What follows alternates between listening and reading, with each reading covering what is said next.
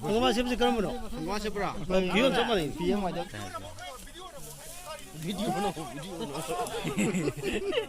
어디 야로 이 아두네 자갈라가도 있지.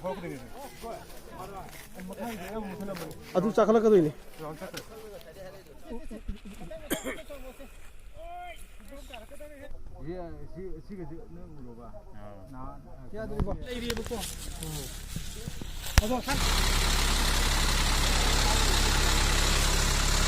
ꯌꯥꯝꯅ ꯆꯤꯔꯕ ꯇꯟꯖꯥ ꯑꯁꯤꯒꯨꯝ ꯏꯟꯗꯤꯌꯥ ꯄ꯭ꯔꯤꯊꯤꯕꯤ ꯄꯨꯝꯕꯒꯤ ꯑꯗꯨꯒꯨꯝꯕ ꯀꯣꯚꯤꯗ-19ꯒꯤ ꯌꯥꯝꯅ ꯂꯨꯔꯕ ꯇꯥꯟꯐꯝ ꯁꯤꯗꯩꯁꯤꯗ ꯃꯤꯄꯨꯝ ꯈꯨꯗꯤꯡꯃꯛ ꯃꯄꯥꯟ ꯊꯣꯛꯅꯗꯅ ꯂꯩꯔꯕ ꯇꯥꯏꯃꯤꯡꯁꯤꯗ ꯏꯁꯣꯛ ꯆꯤꯡꯐꯨꯒꯤ ꯁꯤꯒꯨꯝꯂꯕ ꯁꯤꯗꯩꯁꯤꯗ ꯃꯩ ꯊꯥꯔꯝꯂꯤꯕ ꯍꯥꯏꯕꯁꯤ ꯑꯁꯨꯛꯀꯤ ꯃꯇꯤꯛ ꯑꯩꯈꯣꯏ ꯃꯥꯏꯀꯩꯁꯤꯡꯒꯤ ꯂꯥꯏꯕꯛ ꯊꯤꯕꯅꯤ ꯍꯥꯏꯔꯤꯕ ꯆꯤꯡꯐꯨ ꯑꯁꯤꯗ ꯑꯩꯈꯣꯏꯒꯤ ꯂꯩꯃꯄꯣꯛꯄꯝ ꯋꯥꯍꯦꯡꯈꯣꯝꯕꯟ ꯏꯁꯣꯛ ꯁꯤꯒꯨꯝꯕ ꯃꯌꯥꯝ ꯑꯃꯒꯤ ꯏꯁꯤꯡ ꯄꯤꯔꯤꯕ ꯑꯗꯨꯒꯨꯝꯕ ꯋꯥꯇꯔ ꯁꯄ꯭ꯂꯥꯏ ꯍꯥꯏꯔꯤꯕ ꯑꯗꯨꯒꯨꯝꯕ ꯃꯐꯝ ꯑꯁꯤꯁꯨ ꯂꯩꯕ ꯑꯗꯨꯒꯤꯁꯨ ꯃꯊꯛꯇ ꯑꯩꯈꯣꯏꯅ ꯆꯍꯤ ꯀꯌꯥꯒꯤ ꯃꯃꯥꯡꯗꯒꯤ ꯑꯩꯈꯣꯏꯅ ꯂꯥꯏ ꯈꯨꯔꯨꯝꯗꯨꯅ ꯂꯥꯛꯑꯕ ꯑꯩꯈꯣꯏꯒꯤ ꯃꯍꯥꯗꯦꯕ ꯏꯕꯨꯡꯉꯣ ꯑꯗꯨꯒꯨꯝꯕ ꯂꯩꯔꯤꯕ ꯑꯁꯤꯒꯨꯝꯕ ꯖꯒꯥ ꯑꯁꯤꯗ ꯁꯨꯃꯥꯏꯅ ꯃꯩ ꯊꯥꯕꯤꯔꯝꯕ ꯍꯥꯏꯕꯁꯦ ꯑꯩꯈꯣꯏ ꯑꯁꯨꯛꯀꯤ ꯃꯇꯤꯛ ꯅꯨꯡꯉꯥꯏꯖꯗꯦ ꯃꯁꯤ ꯃꯇꯨꯡꯗ ꯀꯅꯥꯒꯨꯝꯕꯅ ꯇꯧꯕꯤꯕ ꯌꯥꯎꯔꯒꯁꯨ ꯃꯁꯤ ꯑꯃꯨꯛ ꯍꯟꯅ ꯇꯧꯕꯤꯗꯅꯕ ꯃꯌꯥꯝꯗ ꯑꯦꯄꯤꯜ ꯇꯧꯖꯔꯤ ꯂꯣꯏꯅ ꯑꯁꯤꯒꯨꯝꯕ